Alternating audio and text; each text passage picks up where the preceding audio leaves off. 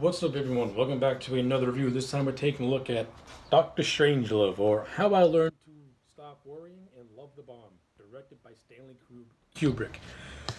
All right, so this movie is pretty much Kubrick's satirical comedy about the Cold War, as this movie pretty much takes place in the year that it was made, 1963, during the height of said Cold War. So this is pretty much Kubrick's political satire and comedy of the war. Now, I am not somebody who is really big on politics, nor do I know a whole lot about war politics and just things of that nature. So instead of viewing this movie as a commentary of the time, since I really don't have any interest in wanting to do so, I am just going to look at Doctor Strangelove just as it is as a movie and nothing more. As a movie, I thought Doctor Strangelove is highly entertaining. Uh, Maybe it's just me, but I would not regard this as one of the best comedies ever made. That's just me personally. I thought the movie was really entertaining. I thought it was a lot of fun in a lot of areas. I think this movie is backed by a very strong and talented cast, with Peter Sellers and George C. Scott pretty much being my two standouts, with other actors, having moments to themselves. But Sellers and Scott, to me, were pretty much the highlights of this film. Kubrick's direction of this movie, it was fantastic overall. Like Kubrick as a director. Now I have my opinions on Stanley Kubrick, but I will never deny the man's talent as an actual filmmaker. The man was one of the best in his primes. The innovations that he came up with during a time when that technology wasn't even around yet, and how he was able to make it work, is fascinating. And with Doctor Strangelove, you see a lot of those techniques, like his use of like miniatures and paintings and things like that. He did a fantastic job at making it look as realistic as he can for the time that this movie was made in. And just that, this movie does have a really, really cool visual look to it. There are certain scenes where this movie kind of feels like it's being done in a documentary type of way, which I give Kubrick a lot of applauding for giving the movie a distinct look and a distinct feel and style. From an overall writing standpoint, listen, as a comedy, I did find this movie to be humorous in a lot of areas, but I wasn't really dropped down laughing my ass off when watching it. Like I said, with the exception of a couple of supporting characters and actors who played their roles, I thought everyone did a fine job, but the a lot of the humor kind of just flew over my head, with the exception of maybe a few base ones. Uh, so yeah, like as a comedy, that's how I feel about this movie as an overall comedy. Like it does have a sense of humor to it, but if you're someone like me who's not really into political satire, it's gonna fly over your head. And if you're just watching this movie as a comedy, without having base knowledge of political of politics, you're gonna find, like me, like it's gonna be an enjoyable movie that's just poking fun at just things in general.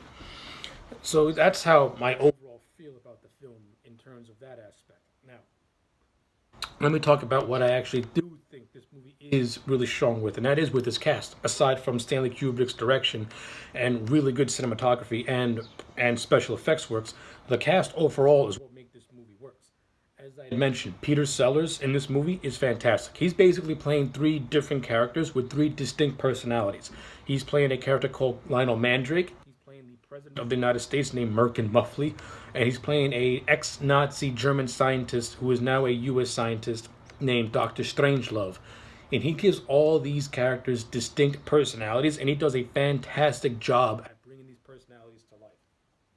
Like, the Mandrake character is the prototypical British officer type, and he works very closely with this army general named Jack D. Ripper, played by Sterling Hayden, who was another unsung hero of this movie, who I also liked. In addition to Sellers and Scott, Hayden was fantastic as Jack the Ripper, because you can really see that Hayden played this man as somebody who's clearly paranoid and psychotic, yet is completely sure of himself, of his motivations.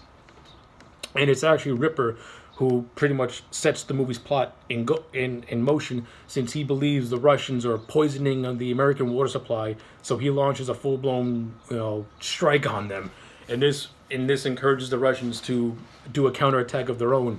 So pretty much Jack Ripper is responsible for the entire thing going on in this movie. But what I really appreciate was the on-screen chemistry between Hayden and Sellers.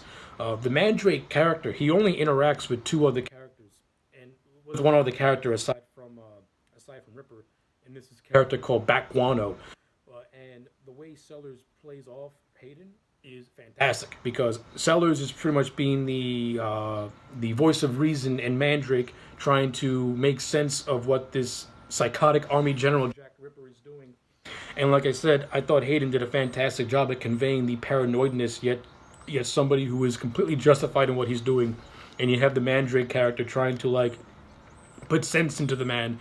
And I thought their on-screen chemistry with one another was really cool, and that to me, and those scenes they're played totally straight, but you can see the humor of it all, how they're playing it straight when something ridiculous is happening.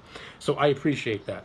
I also like the little scene between Mandrake and Guano, with Mandrake trying to convince Guano that he has to call the president to stop this madness from happening, which he eventually does. And I think, man, the highlight of the Guano things is when Guano says, if you can't get through the president, you're going to have to do a lot of explaining to do with the Coca-Cola company, because Mandrake pretty much orders Guano to destroy a Coke machine to get change. It's goofy and hilarious, and I like it. When Sellers is playing the president, Merkin Muffley, the president, Merkin Muffley, to me, he comes across as just a guy who is just not fit for his role as a president. Uh, he has this character named Buck Thurderson who was pretty much trying to tell the president, hey, you shouldn't do this, you shouldn't do that. And George C. Scott, I thought, was hilarious in the role of Buck Thornton. He has his own little subplot where he's messing around with the only female character in this movie. It doesn't really go anything beyond that, to be honest with you. She's kind of just there. Kubrick just had this woman there to say, hey, female representation. Other than that, she doesn't really add anything to the movie at large. And if that's the case, I wouldn't have even have wasted a scene and with her and Scott, because she doesn't really add anything except to be Scott, except to act as a distraction for Buck, who just wants to finish doing his things in the war room so he can go back to her. But other than that, Buck is this other guy who is trying to tell the president that he should do something like do this and do that, and he's completely against the fact that the president would allow a communist Russian into the war room to have their secrets all revealed. And I thought Scott, just in general, was hilarious in the role.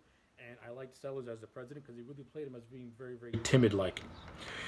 And now we get to the centerpiece, which is Doctor Strangelove. And it's either just me, but I don't think Doctor Strangelove has enough screen time in this movie. But his scenes are extremely memorable, and Peter Sellers did a fantastic job at just making this character feel memorable. He's in a wheelchair. He has one glove on his hand, and he constantly beats his that arm up. And Sellers' performance as Doctor Strangelove is hysterical. Like his over-exaggerated German accent, like "Well, Mr. President," it's funny. I thought Sellers to me was the star of the movie, and without him, I don't think Doctor Strangelove would be remotely as memorable or even good in that aspect. So to me, Sellers steals the show in all three of his separate performances. So he's fine.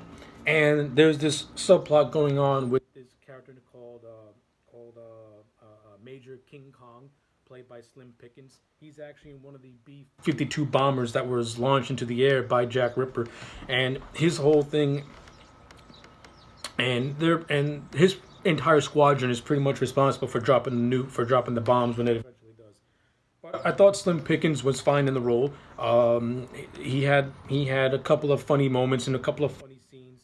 Pretty much the most famous scene is where he's like cowboy straddling a nuke as it's going down to blast itself. So that's a memorable, funny image, and I thought Slim Pickens overall was fine in the role. This movie has a young James Earl Jones who makes an appearance. A lot of the in jokes during that entire section of the movie is fun too, with the bombs being called Dear John and something else that I can't remember. So those are basically my thoughts on Doctor Strangelove. Overall, I'm going to give this movie a solid 8 out of 10. I found it to be enjoyable. Me personally, I wouldn't consider it to be one of the greatest comedies ever made, but it is a good movie, and I do enjoy it. All right, so yeah, those are my thoughts on Doctor Strangelove. Let me know yours in the comment sections down below. Like this video and subscribe, and I will check you back next time.